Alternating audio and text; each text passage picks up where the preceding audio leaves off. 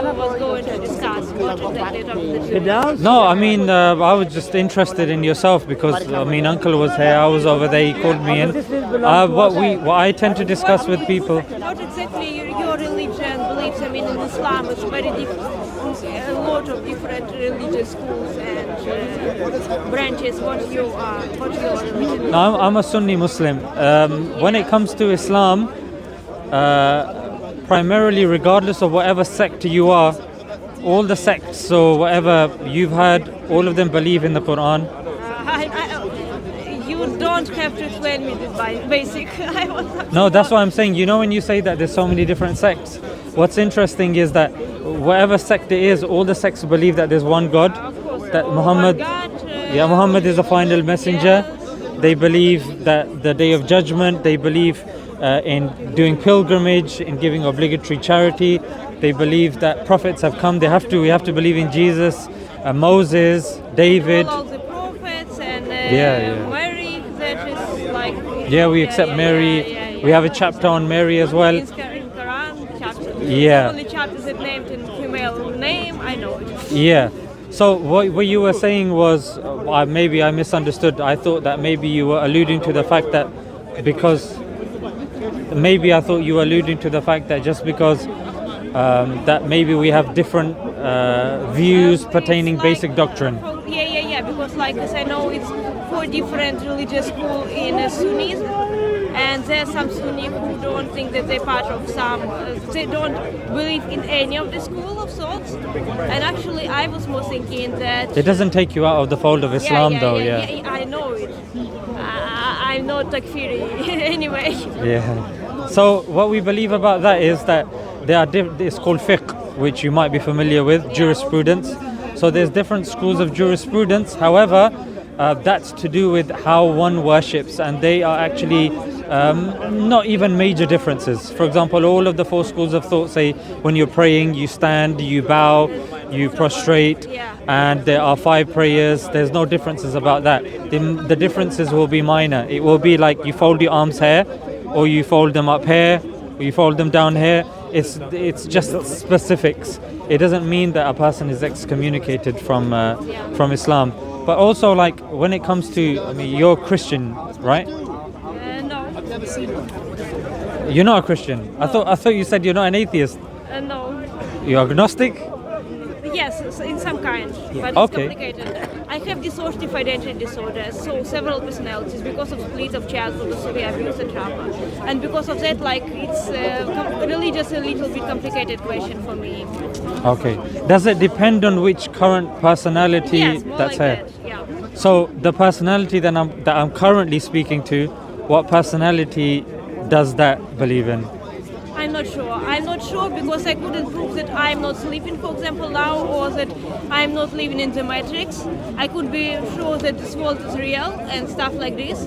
But I have a lot of experience in Islam, and Islam is like close to me, but I couldn't be absolutely sure. So it's not like discommunicate from Islam. I just couldn't be like 100% believe. Okay, that's a good position to start from. Yeah. So what is lacking?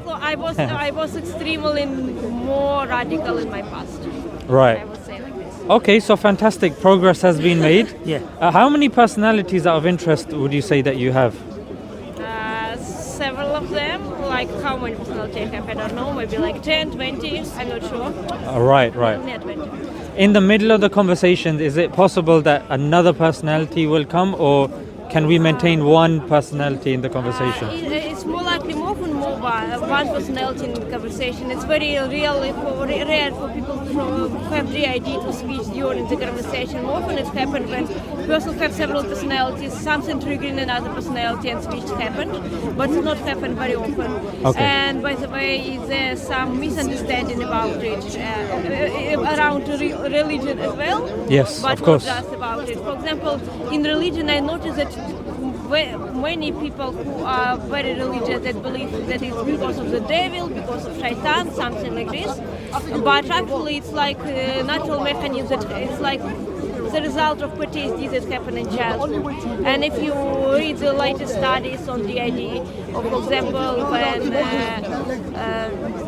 like it's not a diversity, it's not something supernatural, because some child experienced trauma in childhood, and after that the child couldn't manage with it. Like when you experience something scary, you could forget about it for a moment. Like it will be difficult to you to remember this trauma and this moment in the future. Yeah. But there's one study that I would recommend you to take some time and look into. It's a study by somebody called Justin Barrett. So what Justin Barrett did, I think it was over a few years. He looked over, I think about 20 countries, over 20 countries. He analyzed over a good few years about the belief in God of people when they are young. And he concluded that we are born with an innate disposition of believing in a God. So this is something that's ingrained within us, irrespective of our experiences. So let's just say, even if a person was like Mowgli or Tarzan in a jungle, it is more likely that they would conclude that there is a creator. I absolutely agree with that, because not all people, but most people really used to believe in something supernatural.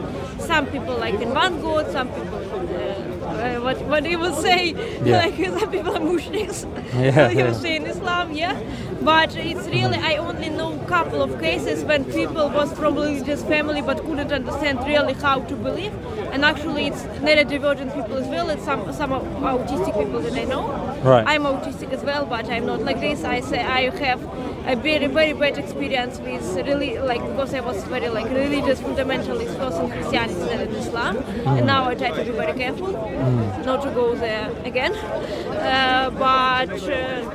Anyway, I'm more skeptical. But anyway, I noticed that many people really used to believe in something supernatural. And moreover, I came from all Soviet Union countries, and I noticed that even in Soviet Union there was propaganda of atheists, and people was pushed into atheists. But as soon as Soviet Union collapsed, many people became religious. Especially what not working, it's prohibited for people to believe. Actually, I don't know why in some countries like France they continue to do it, or like China, it's only because of protests. Yeah. So out of interest, you said there were certain aspects of Islam that are not 100%. What are those bits that are stopping you from reaching that 100% certainty of Islam? Because actually,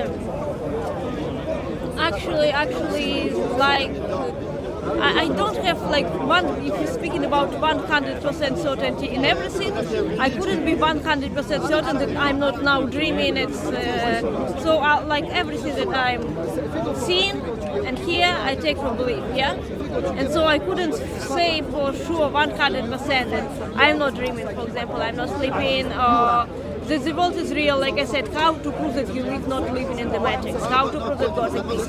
It's stuff that people take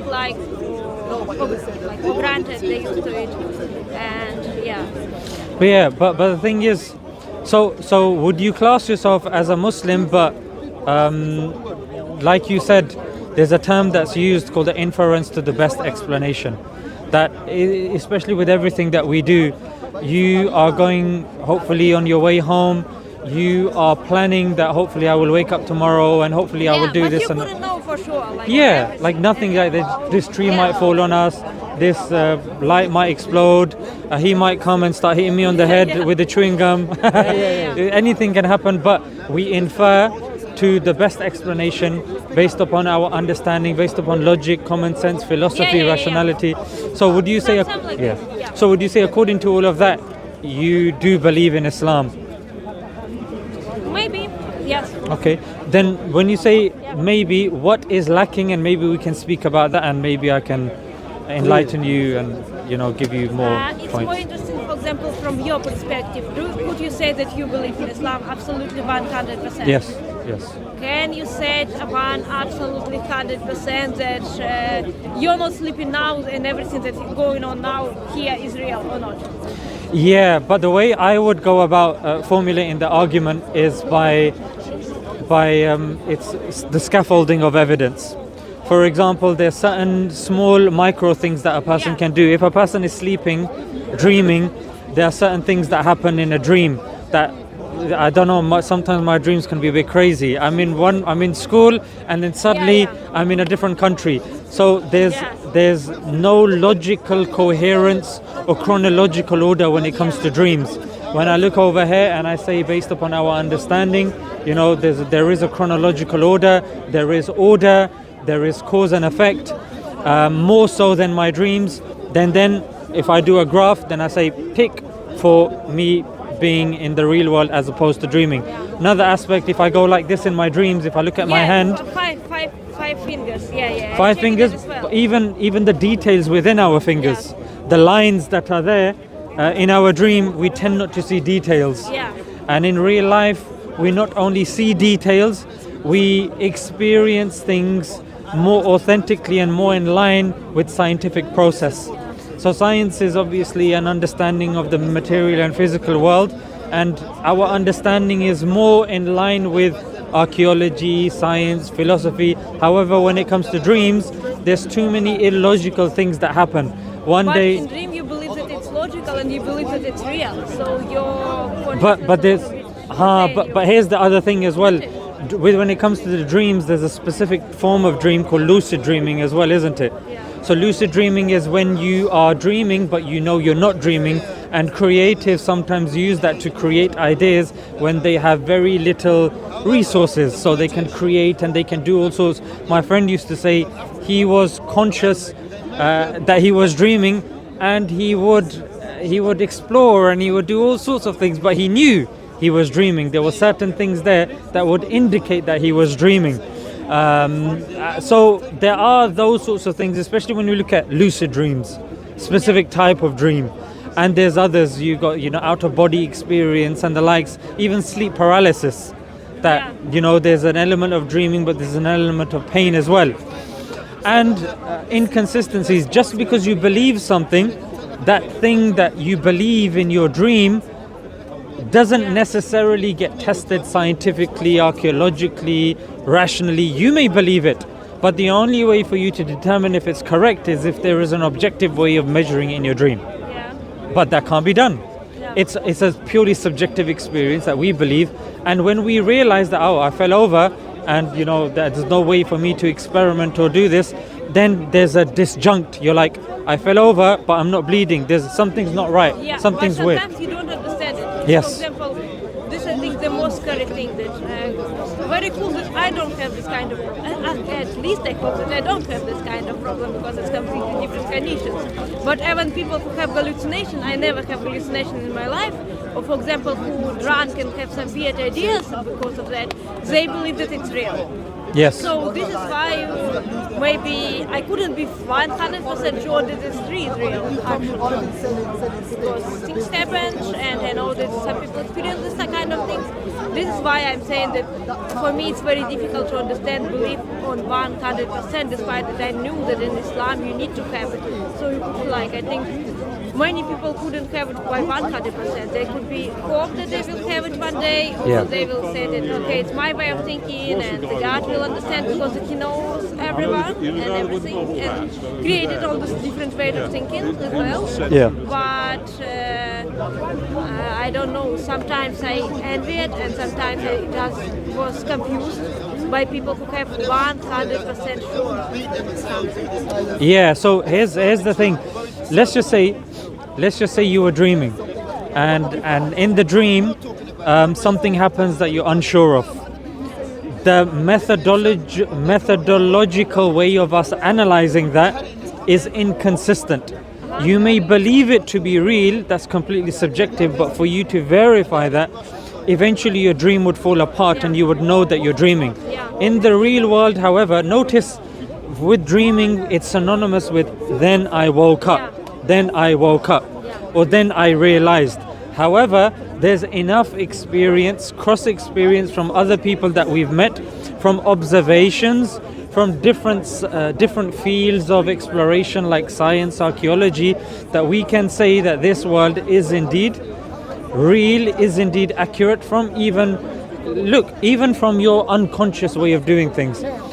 You never would think that, I'm crossing the road, I don't know if the car is real, it's not real. Sometimes I'm thinking about a small more for me like just tricks of mine. Yeah, but the fact that you still wait for the car to cross. Yes. Do you Yes, see? yeah. So that means that in your heart of hearts, intuitively, you realize and you understand that I do, but on the outside, maybe some of my understanding may be lacking, but you don't go about living your life But believing. why did you check it? Sorry? Why did you check it? On the other hand, on the other side, you could say think that the door is open despite that you remember closing it. But just you know that in this condition, you know that you have this anxiety and thinking the door is open. But isn't the fact that you go to sleep, isn't that fact that you're going to sleep indicating that you're not asleep? No, sometimes I have these dreams when I wake up several times and go to sleep. So Inception, yes, no. Inception of dreams, yeah? Yes. Okay, By yeah, the way- that's tricky. By So- the way, how yeah. you decided to do all of this? I mean, to speak about Islam, to be in Davat, all the stuff. How you started?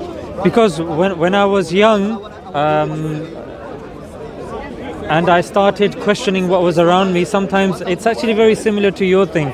Sometimes I'd be walking the corridors in my school and I'd be thinking, what's the point?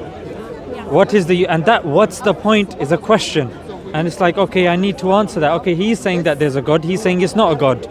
Then how, like, what are the arguments put forward? Because if indeed we know and we understand there's no difference of opinion that we all must die one day because we are mortal, then what is to come afterwards?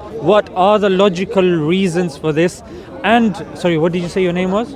Ayman. And the thing, Ayman, was that I noticed that there were so many people that they were sad. They were not experiencing their life properly. And once upon a time, you realize when you're going through something without God, you realize that, you know what, without good and bad, right and wrong, we are directionless. Yeah, we have no one. You could be in a simulation, you could be a brain in a vat, you could be programmed, your consciousness could be done, and all of this sort of thing, although on the face of it, in our heart of hearts, we know it doesn't make sense. However, on the surface, somehow something's been, a wire's been tripped in our head that we believe whenever religion gets talked, we believe, you know what, maybe religion is like this. No one like this crosses the road, jumping in front of cars, playing with knives, playing with fire. When it comes to everything else, we follow the law, we do this, we believe we exist. So when it came to all of these things, I was like, if there's heaven and hell, then surely I need to look into this. And then I did. And then, especially when all this terrorism stuff started getting saying, I was like, oh, what's this? That made me encouraged to look into Islam even more. And I realized that, you know what, Islam's arguments is much more rigorous, consistent, logical, non-contradictory than the other faiths like Hinduism, Christianity, Judaism, Sikhism and the likes. And then I looked into it more. The more I looked into it, the more I fell in love with it. The more my life had more direction, more purpose. It's like before you're seeing stuff in blurry black and white, but then when you get connected with God, not just like certain people will come and say, oh, just believe in God, just amen, just by itself. No, with logic, with common sense, with philosophy and stuff like this. All of that helps to fortify your understanding. Just like you're building a wall or a building, you need different materials to fortify that building, to make it stand, and then enough confidence that I can live inside it. I would argue it's the same. And I had to do the same with Islam. And I could make the argument with regards to, unfortunately, sometimes certain people come and they say, what's the evidence for this and that? And I think I've looked into it enough, whether it's manuscript evidence, whether it's logical evidence. I think Islam is head and shoulders above the other cases that get brought forward. But you was from Muslim family, yeah? I was born in a Muslim family, but I wasn't practicing. You wasn't like in childhood you wasn't interested, or? Yeah, there was no reason. I was just interested in playing, having fun, eating ice cream, sweets, that sort of stuff. When I started getting old, I was in secondary school, 9/11 happened, then people asked me questions. Why do you pray? And I didn't look into it too much. I just did the stuff. Because parents made you, yeah, basically. They didn't. I was born in that household. It was optional for me. They didn't force me. They didn't. It was my mum used to do this. if I pray, she would tell me to pray, but then it was, if I had to do it, I would do it, and if I didn't, I didn't. Like it wasn't there. But it's only when I started looking into it and I understood that there is backing behind this, and it's actually more substantial than I initially thought. And these people asking me questions, these are good questions. Why haven't I looked into it? It gave me more of a motivation to look into it. About 9/11 and actually very weird all these Islamophobic bindings that happened, because basically, how to say it, there are a lot of terrorists who are Christian or atheists, like I don't know, in Soviet Union, the first when Soviet Union was created, they officially called terrorists, or in China, and they were more cruel.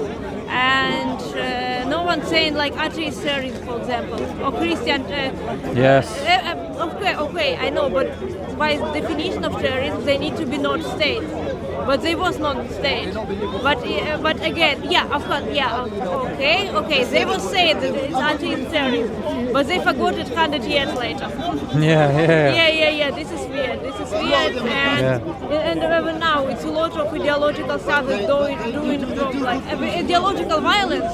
Yes. They're doing from different positions. Some Nazis, socialists, who is Christian doing stuff, bad stuff, some atheists. But if Muslim, everyone says that Islam is the blame. Exactly, you're 100% right. Yeah. And Christians have got Lord's Resistance Army, Eastern Lightning. You've got Christians blowing up abortion clinics, 969 Buddhist extremist group, the Hindutva in India. You're absolutely right. Yeah. And it's good, it's very mature that, of course, you've looked into this. And did you come from a Muslim family, or you just looked into it? No, my family was Christian Orthodox. And my father was absolutely very much religious that most people I ever knew. Okay. Because like in Soviet Union, religious was prohibited, that the 90s happened, and in 90s everyone was interested in it. Salam. You're right. And then like in my childhood I was very afraid of God. I was even scared to write God not from capital letter, not in a very nice way. I was thinking that I'm like doomed, I will go into hell for any small mistakes I made. Or in Christian Orthodox family, like for example in Christianity, this like communion. Sometimes, you need to go to church, but before that you need to fast. And I have low blood pressure, and sometimes when I was almost fainting, my father was saying that it's because of the devil. Or for example, he would yell at mom because mom say something to him and he forget to cross the coffee. So I was in family that I have to, when I was very young, I have to think about religion. At the same time, his parents was atheists, so like I was a little bit in between. Okay. Okay, so now I think I need to go, but it's also interesting to speak with you. Yeah, it was really nice speaking to you as well. If you ever here again, maybe another personality, I'd love to. I'd love to speak to all of your personalities. What's your name? Do you have some blog or something? Yeah, I have a YouTube channel called Smile2Jannah Extra. Or just Smile2Jannah. Okay, 1 second. Yeah. I know how to write it, but... No problem. Just in case. You're a nice person. Thank you. Yes, you're a good person. You want to learn everything. Yeah. And you have to. This life is about learning. You see? Yeah. Good job. So I'll be here. Hopefully, I'll be here next week. If you want to come next week. Next week I will be in Sheffield. Sheffield. Yeah. Okay, enjoy your time there, and whenever you get a chance to come again, hopefully we can continue. Do you have a Quran or anything? What? Do you have a Quran? Yes. Okay. Now, if you don't, I'll give you one. I have. Yeah, but take this one anyway because it's a present from the speaker corner. Yeah. Because I got 10 or 12 at home, but I still have many. Yeah. Take one. Okay? Thank you. You are very Thank good you. Really girl. nice seeing you. Take care. Okay. Bye. Yeah, bye. Thank you. ਇਹ ਪਤਾ ਕੀ ਹੈ ਗਵਾਚੇ ਹੋਏ ਨੇ ਵਿਚਾਰੇ ਦੱਸੋ ਖਾਬਾਂ 'ਚ ਰਹਿ ਰਹੇ ਨੇ ਵਾਕਈ ਇਹ ਲੇਕਿਨ ਇੱਕ ਗੱਲ ਹੈ ਕਿ she came out